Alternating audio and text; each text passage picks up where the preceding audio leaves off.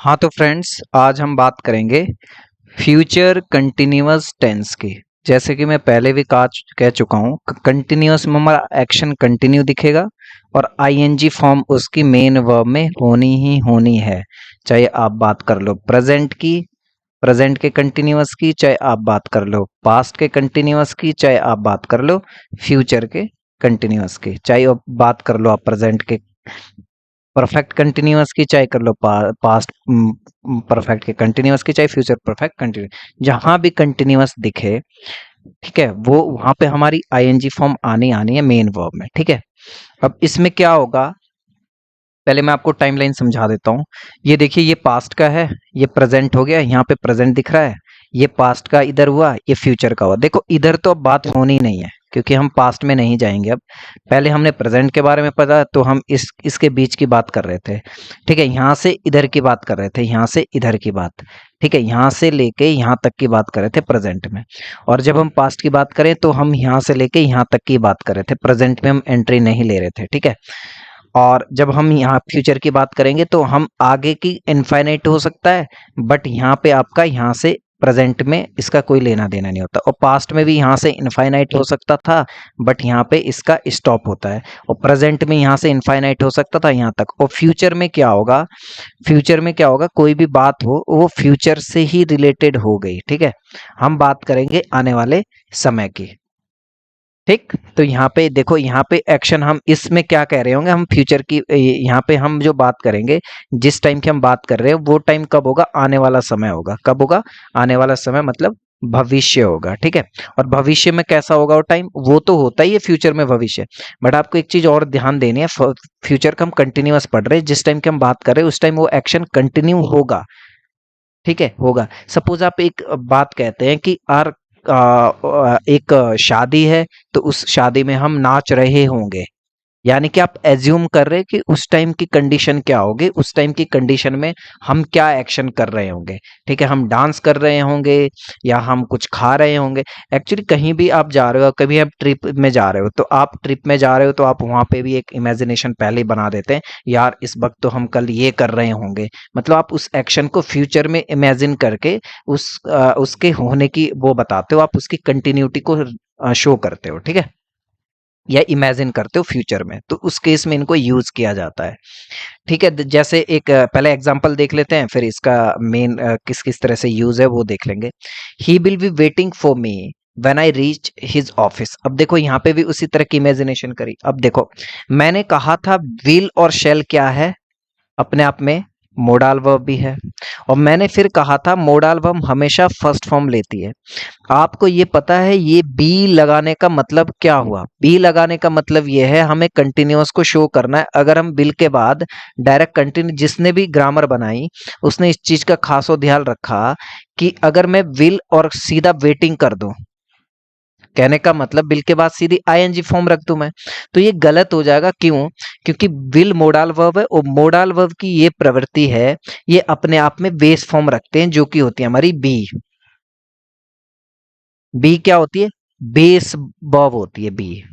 ठीक, तो ये जो बी है ना, ये बेस वर्ब है होने की, बेस फॉर्म है। ठीक है, इसलिए ये लेगा, पहले वी लेगा तब जाके ये आईएनजी फॉर्म आएगी। इसीलिए हम कंटिन्यूअस में बोलते हैं हमारी जो हेल्पिंग वर्ब होती है वो विल वी और शैल वी होती है, शैल वी। अब मैंने आपको ये डाउट क्लियर कर दिया कि वी रखने का क्या पर्पज रहा। वी रखने का ये पर्पज रहा, विल और शैल जो है अपने आप में मोडाल वर्ब है, तो इनको अपनी बेस वर्ब रखने की इनको इनको चाहिए चाहिए, ये रह ही नहीं सकते फर्स्ट फॉर्म के बिना। ये हमेशा याद रखें, इनको फर्स्ट फॉर्म से प्यार है। ठीक है, फर्स्ट फॉर्म के फर्स्ट फॉर्म के बिना ये रह ही नहीं सकती, इनको फर्स्ट फॉर्म की वर्ब चाहिए ही चाहिए। विल और शैल, जितनी भी मॉडल है, will shell could would may might can could, ये सब सब की सब इनको चाहिए चाहिए होती है फर्स्ट फॉर्म। तो देखो ही विल वी, अब भाई हमें कंटिन्यू शो करना, तो इसके बाद आप आईएनजी फॉर्म, मेन वर्ब में आईएनजी फॉर्म रख सकते हैं, कोई दिक्कत नहीं। आपने कहा ही विल बी, ये पूरी की पूरी एक हेल्पिंग वर्ब को शो करेगी। ही will be waiting for me when I reach his office. देखो इसने क्या इमेजिनेशन कर रहा है, जब मैं ऑफिस जाऊंगा तो उस टाइम वो मेरा वेट कर रही होगी, उस टाइम यानी कि इमेजिन कर रहा कि उस वक्त तो वेट कर रही हो, पर अभी वेट नहीं कर रही, बट वो इमेजिन कर रहा है कि ही will be waiting for me, वो करेगी उस टाइम, यानी कि कंटिन्यू रहेगा उसका वेट करना, टकटकी लगा के बिल्कुल एकदम वहां पे वेट कर रही है खड़े होके, ठीक है। तो ये है, ठीक है, कंटिन्यू वेटिंग में है, ठीक है। तो इस तरह से,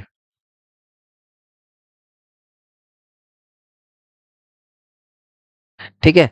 if the action is definite to happen और scheduled in the future we use it, ठीक है। जब आपको लगता है कि मैंने कहा था, इससे पहले भी मैंने कहा था, जब कोई सर्टेन एक्शन है तो हम फ्यूचर कंटिन्यूअस को वहां पे यूज करते हैं, फ्यूचर इंडेफिनिट की जगह फ्यूचर कंटिन्यूअस को मैं वहां पे यूज हम करते हैं, तो यही वो फ्यूचर कंटिन्यूअस है। देखो, शी विल बी गोइंग, देखो शी विल बी फिर आईएनजी फॉर्म, ठीक है। शी विल बी, क्योंकि विल बी क्या यहाँ पे हेल्पिंग वर्ब हो गई, ठीक है। She will be going to Delhi by train, और ट्रेन से दिल्ली जाएंगे, जो कि क्या है, निश्चित है, क्या है, निश्चित है, यानी कि जाना ही जाना है उनको, शेड्यूल्ड है उनका जाना, ठीक है।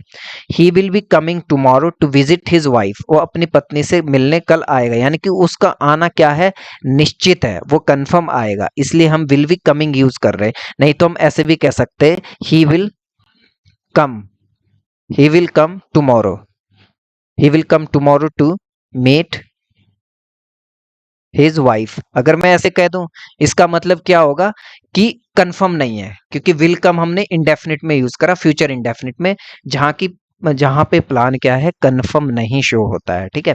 बट इस केस में क्या होगा, प्लान एकदम कंफर्म है, उसका आना कंफर्म है, क्यों, क्योंकि हम इसको कंटिन्यूअस में बता रहे हैं, फ्यूचर कंटिन्यूअस को यूज करके ये पता चल रहा है कि ये घटना होनी ही होनी है, ठीक है, ये निश्चित है, उसका आना पक्का है, वो उसको अपने वाइफ से मिलना ही है, ठीक है। Certain verbs do not use in progressive से, अब मैं पहले भी कहा हूं प्रोग्रेसिव में कौन कौन सी यूज नहीं करती है, मैंने पास्ट में भी बताया, आपको प्रेजेंट में बताया था, और इसमें भी बता रहा हूँ। एक तो परसेप्शन की वर्ब जो फील होती है, जैसे सी मने देखना, हियर मने सुनना, स्मेल मने, देखो ये हमारी जो ज्ञानेंद्रियां बोलते हैं ना, जिसको हम सेंस, हमारे जो फाइव सेंसेशन होते हैं, ठीक है, ठीक है। जैसे सी हम आंख हो गई, कान हो गए, नोज हो गया, जीभ हो गया, ठीक है। ये सब के सब जो है, ये जब इनसे हम कोई भी चीजें होती है तो परसेप्शन होती है, महसूस होता है, और उस केस में हम क्या करते हैं,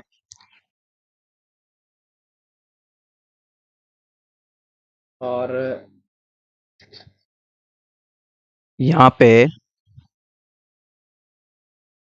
जैसे थिंकिंग प्रोसेस की हुई, थिंक हो गया, नो हो गया, मीन हो गया, माइंड, जो हमारे ब्रेन ब्रेन से जो एक्टिविटीज हम करते हैं, ठीक है, ये थिंकिंग प्रोसेस की हुई। और शोइंग प्रोसेस के जैसे ओन हो गया, हैव हो गया, बिलोंग।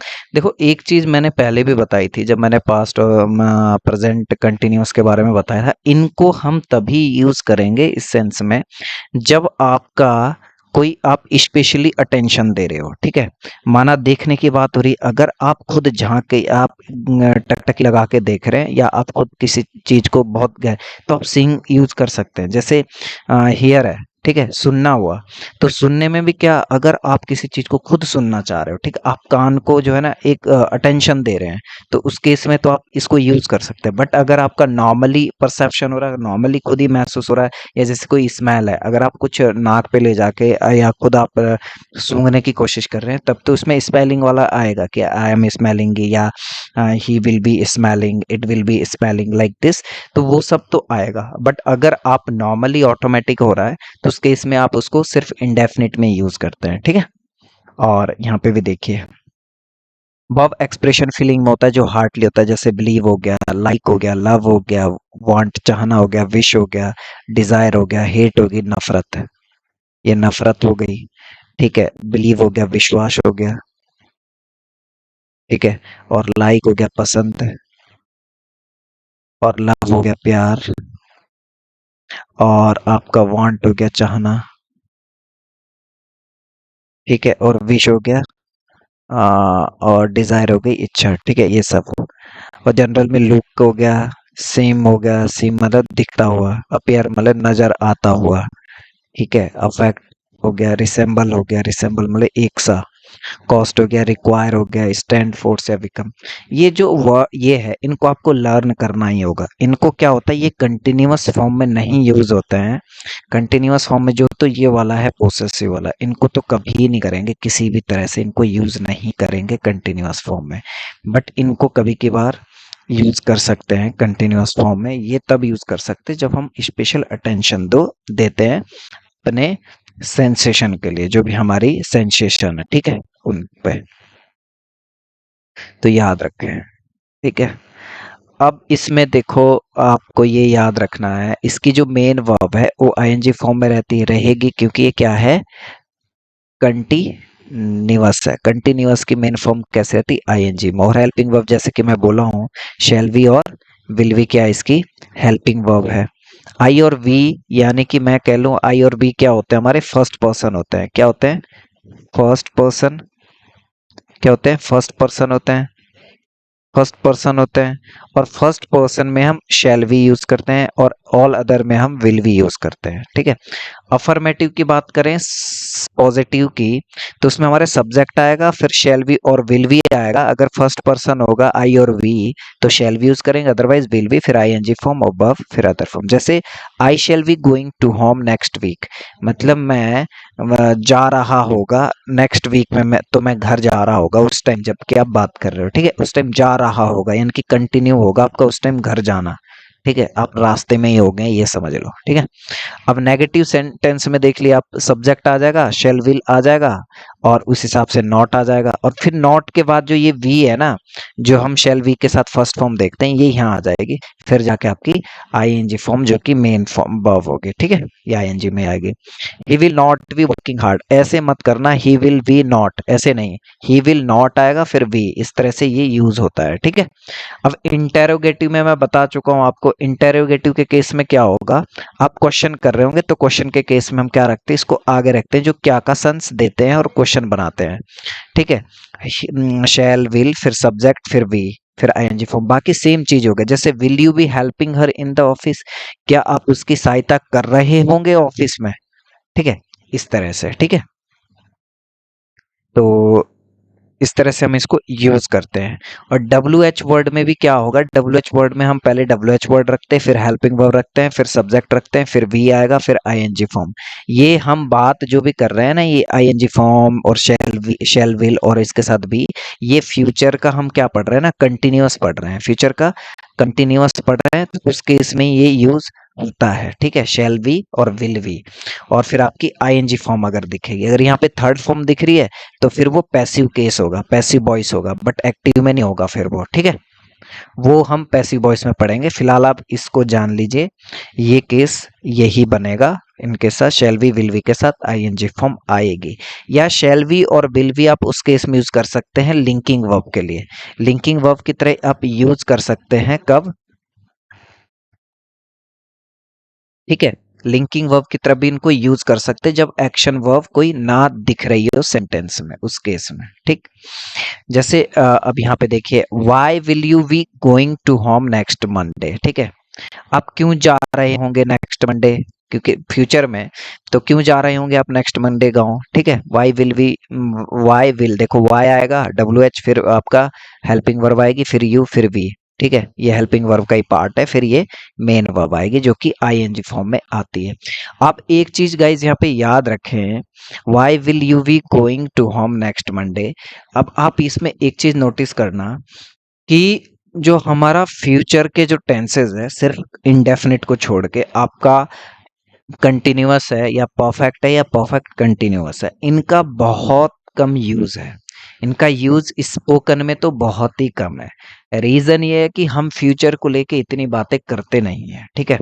फ्यूचर की कोई कंडीशन बने उसकी हम बात नहीं करते, बस कोई मोमेंट फ्यूचर में आए वो बनता है जो कि इंडेफिनिट में कवर हो जाता है।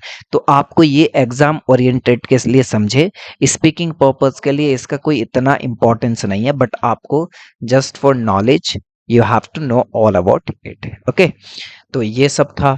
अब इंटेरोगेटिव में हमारा फिर एक नेगेटिव में होगा तो विल, ये सब रखेंगे पहले, और यहाँ नॉट, फिर वी, फिर आईएनजी फॉर्म। बाकी चीजें मैं रिवाइज कर रहा हूँ, हर टेंसेज में, हर पार्ट में ये चीजें रिवाइज हो रही है, सब्जेक्ट वर्ब एग्रीमेंट, ठीक है, किस तरह से ये सब्जेक्ट और वर्ब आपस में एग्री कर रहे हैं और किस तरह से हेल्पिंग वर्ब और उसकी मेन वर्ब आपस में यूज हो रही है, वो सब उनकी पोजीशन क्या रहती है, ये मैं बता रहा हूँ हर टेंसेस में, ठीक है। जैसे will they not be having lunch, will use करा, फिर दे आया, सब्जेक्ट आया, क्योंकि हमने हेल्पिंग वर्ब को क्यों पहले रखा, फिर नॉट फिर वी, ये इसलिए पहले रखा हमने, वी तो हमारा बाद में आएगा, बट हमारा जो मेन है, जैसे हमारा ये विल शैल है, ये स्टार्टिंग में रखेगा, क्योंकि यहाँ पे क्या का सेंस बनता है, ठीक है, क्या का सेंस बनता है और क्वेश्चन मार्क है, देखो।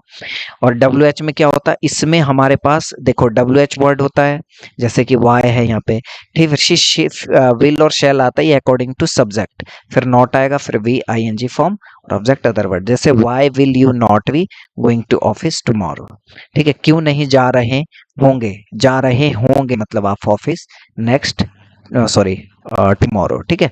ये सब हम फ्यूचर को लेके बात करते हैं, ठीक है।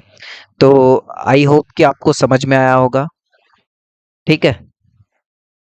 ये था फ्यूचर कंटिन्यूअस टेंस, ये क्या था, फ्यूचर कंटिन्यूअस टेंस था, जो कि हमारा फिनिश हो चुका है, ठीक है। तो अभी तक हमने क्या पढ़ा, हमने पढ़ा फ्यूचर इंडेफिनिट नेट, फिर इंडेफिनिट हम फिनिश कर चुके हैं, और फ्यूचर का हम कंटिन्यूअस भी, कंटिन्यूअस में मैं क्या कर चुका हूँ, हम फिनिश कर चुके हैं। नेक्स्ट पढ़ेंगे परफेक्ट, फिर परफेक्ट कंटिन्यूअस, और हमारे फिर हमारा जो ये टेंसेस का पोर्शन है वो सारा का सारा कंप्लीट हो जाएगा, टेंसेस आपके कंप्लीट हो जाएंगे।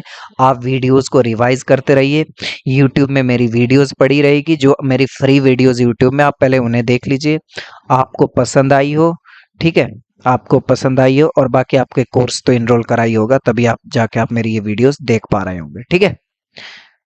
तो गाइज ये था आज का सेशन, और अगर आपको कोई भी डाउट हो तो आप कमेंट सेक्शन में मुझे कमेंट कर दीजिए, मैं डेफिनेटली रिजॉल्व करूंगा अगर आपका कोई किसी भी तरह का डाउट हो, ठीक है। तो ये देखिए, आपने शायद बहुत जगह से मान लो या कई सारे प्लेटफॉर्म पे इंग्लिश सीखी हो, ठीक है, कई जगह से, चाहे आप बुकों से पढ़ रहे होंगे, तो जो चीज़ें मैं आपको इसमें बताने वाला एक यूनिक तरीका, या कि उसके जो मेन, उसके पीछे का जो एक रीज़न है, जो मोस्टली आपको नहीं बताया जाता कि ऐसा क्यों हो रहा है, ठीक है, क्योंकि हम जानना चाह रहे हैं, इसके फाउंडेशन को क्लियर कर रहे हैं, इसके बेसिक फाउंडेशन को क्लियर कर रहे हैं कि ऐसा होता क्यों है, ताकि आपके मेमोरी बन जाए आपके दिमाग में, ठीक है, मेमोरी क्रिएट होगी, तो आप उस तरह की मिस्टेक करने वाले नहीं हो, कभी भी आपको तुरंत क्लिक हो जाएगा, अच्छा ये रीजन रहता है, तो उसके फिर आप कभी भी मिस्टेक नहीं करोगे। अगर वो क्लैरिटी नहीं है, आप सिर्फ जो है आप रट्टा लगा दिया है कि रूल ये पढ़ लिया, ये होता है, तो उससे आपका कंफ्यूजन क्रिएट होगा, तो कई आगे जाके वो भूल भी सकते हो आप। बट आपको अगर इस तरह से पता रहे कि इसका रीजन क्यों है, क्यों इस तरह से यूज हो रहा है, ये क्या कारण है, तो वो सब मैं बता रहा हूँ आपको डीप में जाके, इससे ज़्यादा डीप में कुछ होता नहीं है। बाकी आप प्रैक्टिस की बात कर लें, प्रैक्टिस के लिए मैं शीट भी अपलोड कर दूंगा, और बाकी आप प्रैक्टिस जो है आप बुक से कहीं से भी कर सकते हैं, प्रैक्टिस की कोई दिक्कत नहीं, बट आपका कॉन्सेप्ट और फंडामेंटल्स यहीं क्लियर हो जाएंगे सारे के सारे, जो आपके बेसिक जो इसके स्टेप है, या इसके बेसिक लर्निंग जो है टेंसेस के, कि टेंसेस को कैसे लर्न किया जाता है, ठीक है, तरीका क्या होता है एग्जैक्टली टेंसेस को पढ़ने का, तो ये है। तो ये ना समझे कि आप बिल्कुल ही आपने कभी पढ़े नहीं है टेंसेस तभी आपको इसकी ज़रूरत है, नहीं, अगर आपने पढ़े भी होगे ना टेंसेस, फिर भी आप गाइज एक बार देख लीजिए वीडियो को, फिर भी आपको यहाँ पे कुछ नया मिलेगा जो कि आपने कहीं स्किप किया होगा। तो ये था आज की वीडियो में, थैंक यू सो मच।